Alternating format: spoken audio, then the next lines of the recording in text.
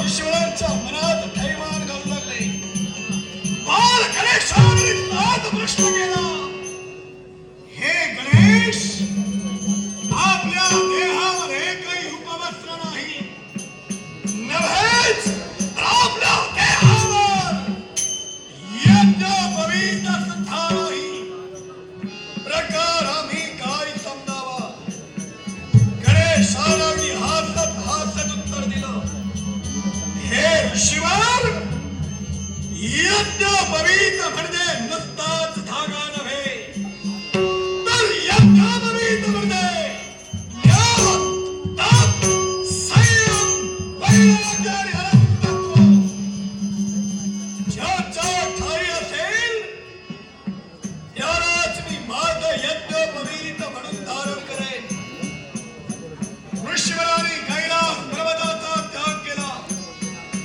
6 महिन्यांनी घडणारा क्षणमात्र प्रवास तिथं अखेर विश्वाचा खाल केला जातो. सारा देव देवता ऋषीवर एकत्र येतात. तिथं सर्वांसमोर प्रश्न ऋषीवरांनी उपस्थित केला. सर्व देव देवतांचा विचार विनिमय झाला. सारा देव देवतांचा एकमत झाला. ऋषीवरांसहित सारा देव देवतांनी त्या सुधर्म सभेचा त्याग करून कैलास पर्वतावर निघून लागली. सारा देव देवता ऋषीवरांसहित कैलास पर्वतापर्यंत गेल्या. तर गणेश पुन्हा त्याच अवस्थेत त्यांना दिसू लागले. सारा देव देवतांचा अधिपती राहत्याला देवराज देवेंद्र बाल गणेशापर्यंत गेला. गणेशाला पुन्हाही तोच भ्रष्ट केला. गणेशाच्या मुखावर तेज उद्गार बाहेर पडले. तेज शब्द ऐकले. आम्ही बाल गणेशापर्यंत गेलो.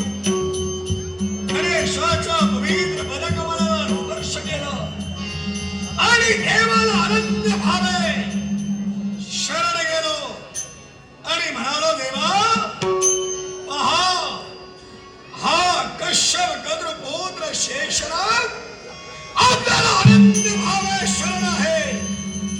पहा, ज्याच्या मस्तकावर 1500 योजने रुंदीचा नीलमणी आहे, त्याच नीलमण्यावर 1600 योजने रुंद पृथ्वी, त्याच पृथ्वीचा भार ज्यानं स्वतःच्या मस्तकी घेतला.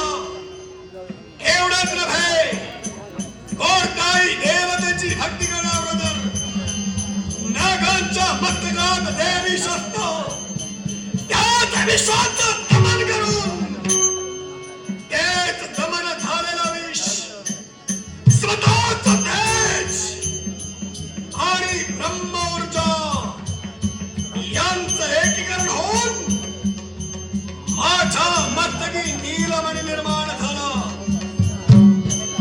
एका कल्पाच्या अंती वैकुंठीचा नारायण माझ्यावर शय्या करतो.